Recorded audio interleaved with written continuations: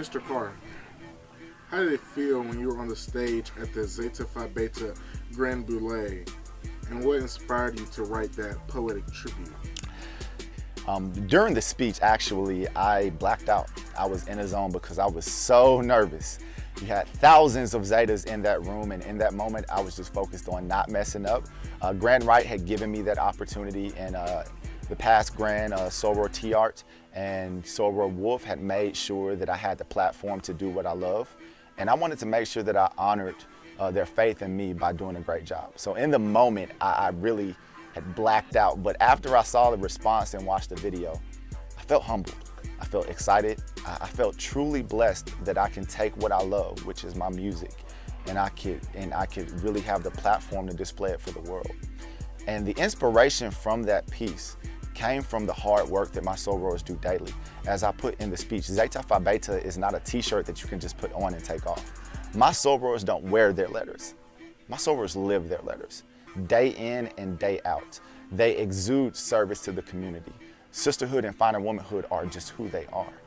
And scholarship is what they exude out to the community and what they motivate, not just the young women, but the young men also, to pursue greatness in their academic endeavors. And in that moment, I wanted the world to know the truth about Zeta Phi Beta and how much they have done and how much they continue to do to change our world for the better. To International President Wright for Mr. Gionni Carr, representing Phi Beta Sigma fraternity.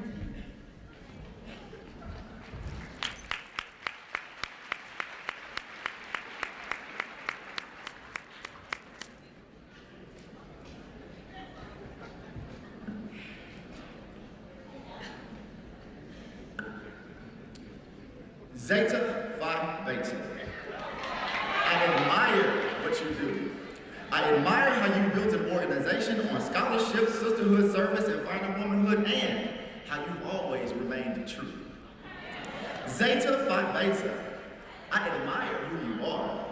From the 16th day of January 1920, throughout the historic moments you've created, and yes, there have been plenty, you've remained true to your core values and true to your humbled beginnings.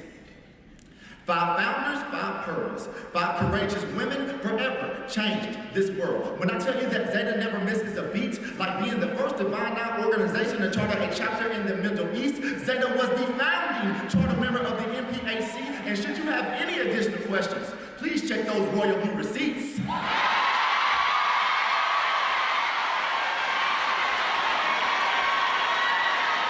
You see, Zeta Phi Beta is not a t-shirt that you can just put on and take off. Zeta is not a social club that you can join for a monetary cost. Zeta is not a weekend ritual that is to be memorized and then lost, and you will never hear about my sorors in a line of 150 girls that just crossed.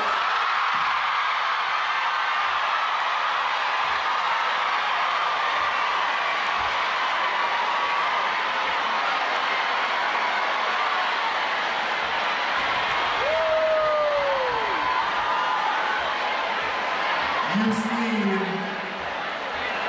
Zeta is not a social train that you can hope to derail. Zeta is a way of life where sisterhood and service are upheld. And let me tell you the secret to where their sisterly strength really dwells. You will never find a Zeta line where the ace doesn't know the tail.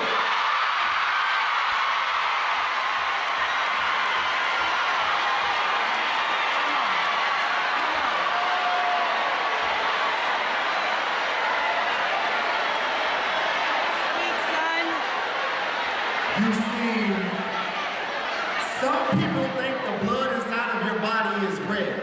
Well, that's not exactly true. Before the blood reacts to the oxygen, human blood is the color of royal blue. So each day a little girl is born, that royal blue DNA is enacted. Proof that each woman is born with the strength of a Zeta, but only the finer women have the courage to extract it. You see, let me tell you how perfection was destined for the blue and white. We currently have a Sigma president whose vision is mic crystal clear, and a Zeta Grand Basilisk who is oh so right. During Grand Wright's administration, Zeta raised more than $2 million for the March of Dimes. That's truly resounding. And for the American Cancer Society, Zeta has raised another 200,000. Grand Right is beautiful, dazzling and resplendent, educated, fearless. Oh, you thought that I was finished? She is glorious, gorgeous, never ceases to amaze, fearless and courageous. So I could go on for days. She is a jewel, she's a sapphire, she's a diamond, she is tough. I speak for the collective blue and white nation. Grand Right, we cannot thank you enough for leading by example, inspiring us all to win, for being a great sister, and more importantly, being a great friend. Thank you.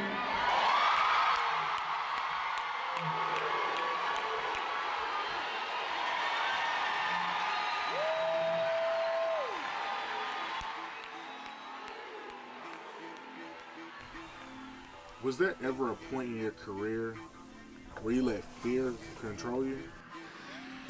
Whew, wow, that's a deep question.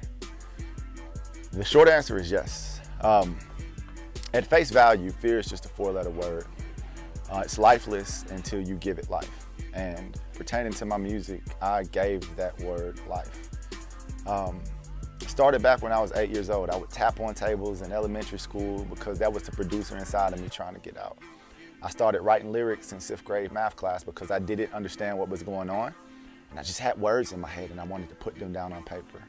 So that transcended into my brother and I really jumping into this music industry when I was about 22, 23. I mean, we sunk all the money that we had, and we had some success into it. I traveled around the country doing shows, and I had some success in my music, but when it came time to actually put music out there and letting the world hear it, I was afraid. You know, I was fearful. A few of my close friends gave me motivation and encouragement, and they would travel with me to shows, and like I said, my brother Russell had my back, and Dennis and Chris and my family was there for me, but I was afraid of what the public would say. I was afraid, what if they said your lyrics sucked, Gionni? What if they said your beat wasn't good enough? What if they said the song just wasn't structured right? And I let those thoughts in my own head, conjured from my brain, stop me from pursuing my dream of music. And I walked away from it. And it wasn't until New Orleans, my sorors, letting me speak on that stage, and the love that I got from all of my sorors and the blue and white family and just everybody in that room that reminded me I could do what I love, and I could take God's gift that he gave me and I could have success in it. So I truly thank them for that. And again, fear did control me, but I'm at the point now with the support of my blue and white family, my close friends and my close family, I'm ready to dive in full-fledged and make this thing work, and I can live with the result, whatever that is. What advice would you give the students about never giving up on their dreams? So I've been in education for about 5 years now. I've taught several students, I've mentored students, and honestly, every student that I've ever taught has blessed me more than I've helped them. Currently, I work at STEM Prep Academy, where we push academic greatness and we push social and emotional learning. The advice that I would give any student is to protect your dream and to protect your happiness. There are thieves out here in this world that want to steal your joy, they want to steal your happiness, they want to steal your God-given talents and make you believe that you can't do them. What I would like the students to know is that you can do anything that you put your mind to. God didn't bless you with the talents for you to sit on them. And you have to work daily and keep a humble spirit and a genuine heart, and you can achieve your goals. And the timing of your goals may not come when you want them to come. It may seem like it's taking a long time, but as long as you are working at your dream and your goals daily, you will be successful in life. And then you can take your testimony and your hard road that you traveled, and you can help somebody else that comes along behind you, because without struggle, there's no testimony. How has joining Phi Beta Sigma Fraternity Incorporated helped you in life? You know, there have been, key decisions that I've made in my life. Some have hurt me, and some have put me back on the path of greatness. Next to being baptized, joining Phi Beta Sigma Fraternity Incorporated was one of the best decisions that I've ever made in my life. Firstly, the brotherhood that I was able to obtain through my fraternity, second to none. I can go to any state in America, I can travel around the world, and if I see a brother that has my letters and not only has them but lives those letters, then I have family. And that means something to me. And not only that, but my sorority sisters of Zeta Phi Beta Sorority Incorporated, we're the only constitutionally bound organizations in the Divine Nine. And that means something. my sorors afforded me that opportunity to perform in New Orleans, and that changed my life.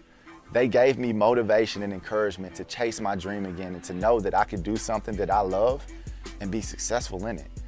So that's what my fraternity has done for me. That's how it's changed my life, and it's allowed me to give back to the youth. And I want to take what I've learned from being in my fraternity and my religion and try to pass that along so that we can just keep our ancestors' dream alive of making each generation better than the last.